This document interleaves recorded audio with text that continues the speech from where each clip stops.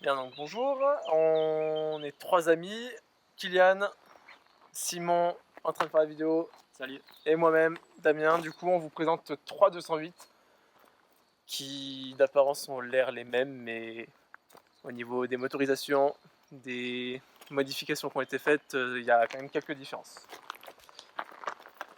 Vas-y Kylian, Donc pour du coup toi. on va commencer par la mienne. Donc la mienne c'est une 208 phase 2, 1 litre de PureTech 110. Donc au niveau de l'esthétique, déjà elle est bleue foncé, c'est une couleur qui est assez rare à trouver. Au niveau des modifications qui ont été apportées, j'ai rajouté le béquet de la 208 GTI. J'ai réalisé aussi un stage 1 ainsi qu'une reprogrammation à l'éthanol. Donc il y a que ça qui a été apporté au niveau de la modification. Ensuite, au niveau intérieur, rien n'a été modifié. Il y a des petites piqûres rouges qui rappellent la ligne GT Line. Donc on peut les voir sur les tissus, sur la sellerie, sur le volant, sur les portes. Au niveau de l'extérieur, il y a le rouge aussi qui revient un peu sous les jantes. Que dire de plus? Donc on va regarder ce qu'il y a sous le capot. Donc là on est sur un 3 cylindres du coup, le 1 litre de PureTech 110. Donc vu que je l'ai reprogrammé, on est passé sur du 145 chevaux. Et au niveau des tarifs, je l'ai acheté il y a un an, donc à un peu moins de 15 000 euros. Ensuite au niveau assurance, je suis à 80 euros en tout risque. Et voilà. Tu consommes combien à peu près? Au niveau consommation, je suis à. Bah là, je suis passé à l'éthanol il y a moins d'un mois, donc il n'y a pas eu d'augmentation particulière encore, mais pour l'instant je suis à 6 litres, 6 litres 5 en max. Et après, si je carbure, je suis à 10-11 litres. Donc au niveau des options, elle a toutes les options que peut avoir une voiture moderne récente, hein. Il y a le GPS, la climatisation bisone électrique, il y a juste le top panoramique qui est assez intéressant, qui est stylé, et puis la sellerie mi-cuir qui est sympa. Ensuite, moi j'ai eu aucun souci dessus, hein. Niveau fiabilité, c'est nickel, il n'y a rien à dire. Ensuite, au niveau des plastiques, ce qui peut être amélioré, c'est ceux-là là, qui sont un peu, qui sont pas bas de gamme, mais qui sont assez durs. Ensuite, on va switcher. Aussi, il y a la boîte 5 qui est dommage. Boîte manuelle 5 vitesses. Ça aurait pu être bien de mettre une 6 vitesses pour limiter la consommation sur l'autoroute notamment. Donc je vais vous faire écouter le bruit du moteur. Donc je vais l'allumer, c'est un 3 cylindres, hein, soyez pas étonnés si c'est pas folichon.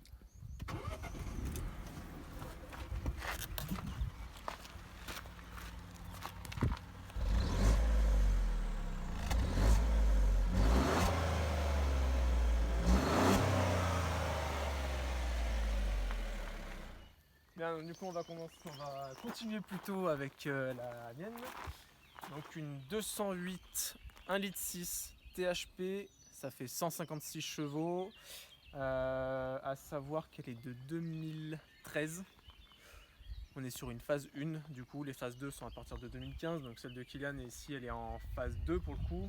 Quelques différences qu'il va y avoir, ça va être sur les blocs optiques à l'avant qui vont être plus arrondis, et sur celle de Kylian on va le voir tout de suite, vous allez avoir les blocs optiques. Donc forcément de la GTI, mais même si c'est pas une GTI la mienne, le bloc optique de la phase 2 est comme ça. Donc vous voyez, pareil que sur la GTI qui est juste là, c'est les mêmes blocs.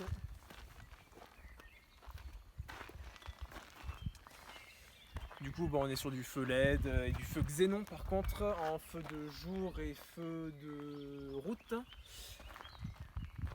On est sur des pneus en 17 pouces.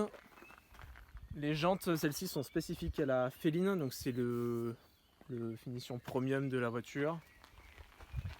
On est sur une couleur noire. Donc voilà, et à l'arrière, la différence avec la phase 1 et la phase 2, c'est ça.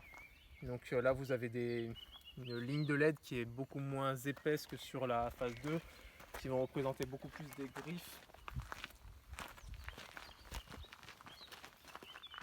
Comme celle-ci. La différence, pour vous montrer, ça va donner ça sur une phase 2.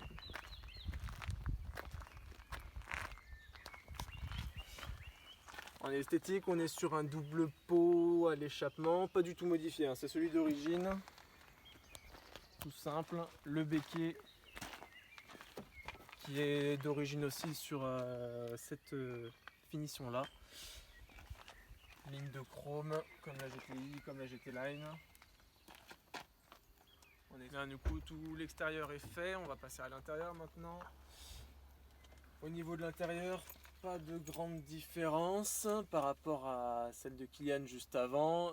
On est aussi sur des sièges mi-tissu, mi-cuir. La différence va être sur le tissu qui est fait différemment et les surpiqûres qui vont pas être en rouge étant donné que c'est pas une GT Line. La différence qu'il va y avoir, on est sur du tout option, donc voilà, Bluetooth, GPS comme on avait dit, de la clim automatique, feu automatique, essuie-glace automatique, toit panoramique aussi, c'est en option même sur la finition haut de gamme en féline. On est sur un toit panoramique et enfin boîte 6 en chromé, en alu pardon. En alu ainsi que du coup sur le pédalier. Avec le volant en cuir, toutes les options, mais ça sur toutes les 208 c'est pareil.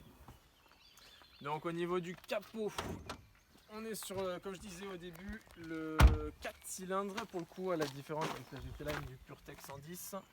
On est sur un 4 cylindres de 156 chevaux exactement. C'est exactement la même base moteur que la GTI, juste avec quelques pièces qui ont été changées à l'usine de Peugeot tout simplement, ce qui fait qu'au lieu de sortir 200 chevaux, on va sortir 156 chevaux. Voilà, tout simple, c'est exactement le même moteur, 4 cylindres, turbo. En termes d'échappement, je vais vous montrer.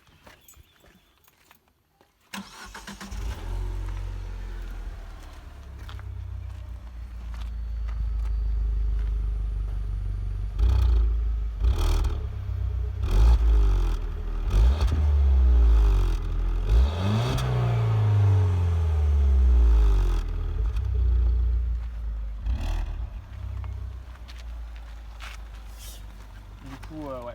En termes de son, l'avantage, ce que j'aime bien, c'est que ça donne un petit côté un peu rauque, un peu sport sur la bas régime. Par contre, voilà, dès qu'on arrive un peu haut dans les tours, forcément, on entend plus le bruit du moteur que le son à l'échappement.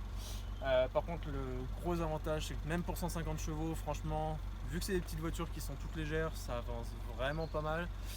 C'est pas non plus l'excellence avec des voitures plus performantes, mais forcément en termes de poids, le châssis est top. Le châssis est top, on est dans une région qui est montagneuse et franchement pour les routes de montagne c'est top. En termes de conso, dès qu'on va commencer à rouler un petit peu fort, on va être en instantané, on va être sur du 19-20 litres. Et puis à la fois ça peut être totalement une grande GT et rouler sur autoroute avec du 5 litres 5, 6 litres. 7 litres s'il y a une petite côte, mais voilà, il n'y aura rien de plus.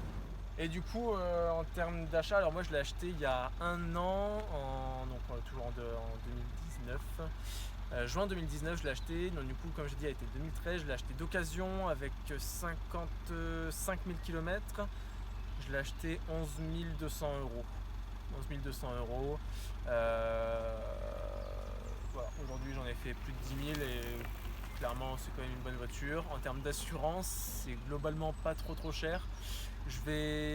Alors moi je l'ai assuré donc au tiers, mais avec toutes les options tiers plus, incendie, bris de glace, etc. L'assistance dépannage, etc. On va être sur du 72 euros par mois. Alors salut à tous, moi je vais vous présenter ma 208 GTI que j'ai que depuis quelques mois. Alors c'est une phase 1, elle est de 2014. Alors esthétiquement, il n'y a pas énormément de différence avec le modèle de Damien en 1.6 THP. on va avoir des bas de caisse qui ressortent un peu plus, avec des passages de roues qui ne sont pas ici. Les jantes qui sont spécifiques à la GTI, qui sont très sympas. On a évidemment des plus gros disques et puis les étriers rouges. Les pneus c'est les mêmes, on est sur du 17 pouces en 205/45. Donc là avec la montre d'origine Michelin. On a les rétros chromés. Ensuite on va avoir cette petite baguette qui va remonter, donc qui là aussi sur un 1.6 THP, mais moi j'ai le logo GTI ici.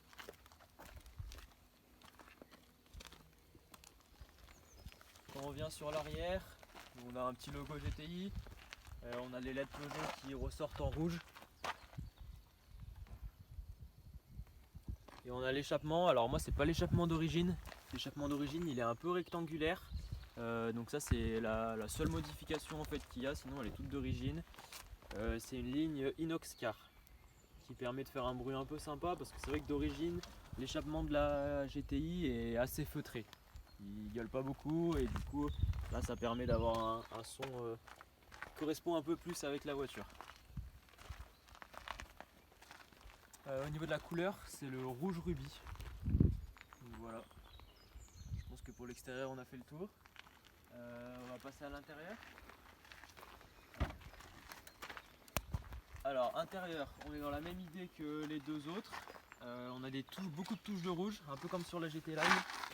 Vous allez avoir sur les portes cette partie laquée avec un petit dégradé. Ensuite, des surpiqûres rouges sur tout le tableau de bord. Donc cette partie en simili-cuir, hop, qui va venir longer tout le long.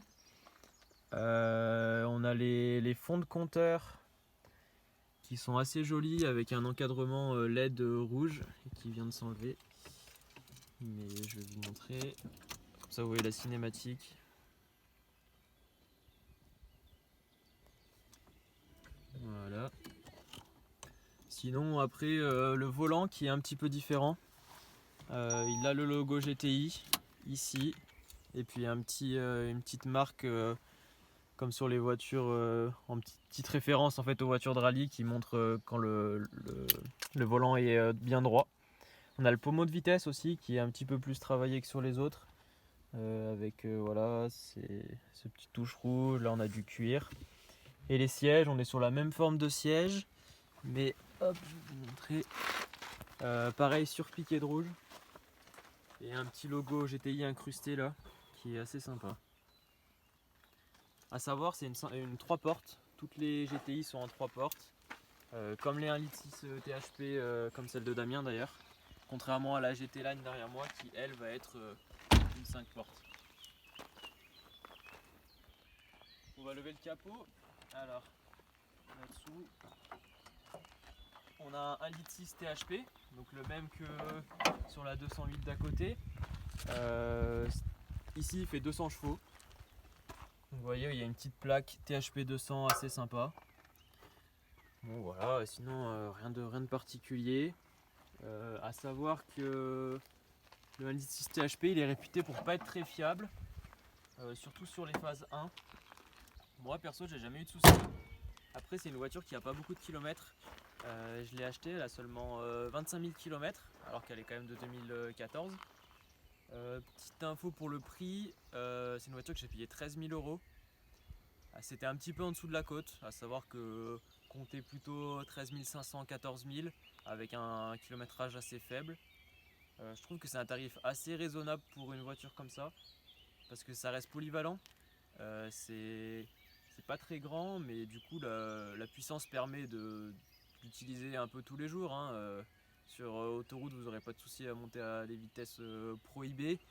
Et puis voilà, c'est une voiture qui est utilisable tous les jours. Ça reste assez discret, mais quand il y a besoin, ça marche quand même plutôt très bien. Les 200 chevaux, ils sont bien là, ça envoie bien. Le châssis est très bon. Donc c'est vrai que c'est très sympa sur petite route, route de montagne, route de campagne. Là c'est grand plaisir, vous allez vous éclater. Après, c'est pas une voiture faite pour faire des runs ou de la ligne droite. C'est pas non plus fou en vitesse de pointe. Mais c'est pas l'objectif de la voiture de toute façon. L'accélération elle est assez linéaire. C'est assez linéaire, ouais. Il y a quand même pas mal de couples, c'est assez agréable. Il n'y a pas besoin de monter dans les tours pour avoir de la puissance, donc ça c'est cool. En utilisation tous les jours, justement, polyvalente, ça c'est cool. Après, en conso, c'est très raisonnable. Alors honnêtement, moi je consomme à peu près 8 litres au 100, alors que je fais pas mal de villes. Sur l'ordinateur de bord, j'ai la conso de l'ancien propriétaire et il faisait du 7 litres 3 je crois. Donc pour 200 chevaux, franchement, il n'y a rien à dire. Et en assurance, moi je paye, j'ai un petit peu de bonus et je dois avoir 50 permis et je paye en gros 70 € par mois. Ce qui pour une petite touriste. sportive, en touriste quoi. Ce qui pour une petite sportive est assez raisonnable. Ok. Je vais vous faire écouter le bruit parce que du coup il y a un petit échappement donc c'est assez sympa comme bruit de moteur. Vas-y, on va écouter ça.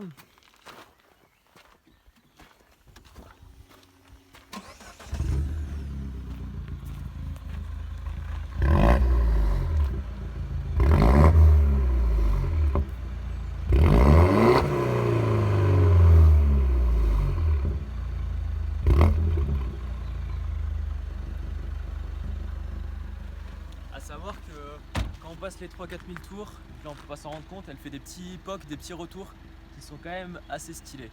Donc la ligne, je pense que si vous avez une 208 GTI, c'est un bon investissement, c'est pas un prix, c'est pas un gros budget et ça permet vraiment d'avoir une sonorité sympa pour une petite voiture comme ça. En tout cas, si je devais conclure, je dirais qu'en rapport qualité-prix, c'est une super voiture. Si vous n'avez pas besoin de 5 portes, pas besoin de beaucoup de place, une voiture que vous pouvez utiliser tous les jours en daily, mais qui reste hyper fun à conduire, performante. Et voilà, donc n'hésitez pas, je pense qu'on sera tous du même avis. La 208 c'est une bonne petite voiture. Et vous avez 3 moteurs différents, donc faites votre choix et faites-vous plaisir.